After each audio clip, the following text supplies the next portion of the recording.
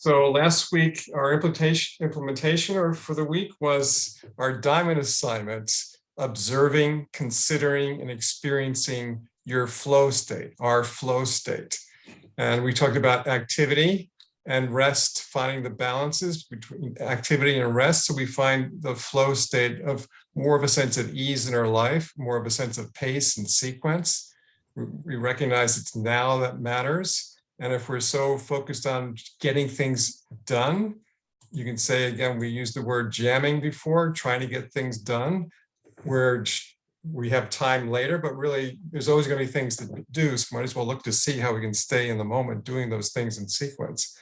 But if we do jam, we have a sense of nervousness or anxiousness. But then if we're not doing enough, where the sense of boredom comes in, feels like something's missing, there's the past seems to matter the most, where we may over-reminisce of what happened years ago. Okay, and then we want to find, again, the balance between rest and activity. So in terms of our lesson last week was focusing on care for our body, I thought just one central thing about finding that balance, that flow state between activity and rest is so central in order to care for our bodies properly for the short and long term. So I want to look at this a little bit deeper in terms of being in flow. And for sure, we all know there's an art to being in the flow.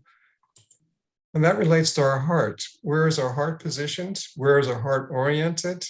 To allow for us to begin to engage with an awareness that there can be a flow, there can be a rhythm to life that's looking to find us, and we're looking to find it.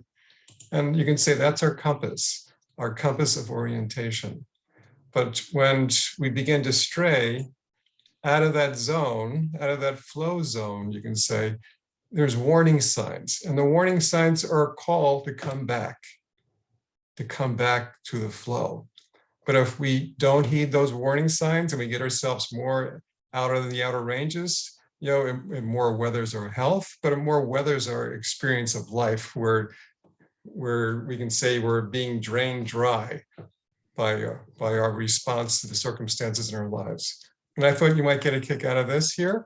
So if we're not doing enough, though, then things like these things might crop up, where we have a sense that, hey, I was half watching that, when we're sitting watching TV, maybe with our significant other, or just watching by ourselves, and we're just flipping around. And it's almost like we feel a sense of even angst too, of I can't seem to get satisfied. And I think I've watched TV, but how long does that last? So I just wanted to emphasize again a little bit more about what it takes to be in the flow. Not too high, not too low, but finding that sweet spot. So let's continue on for our lesson tonight, but I thought I'd just begin with that.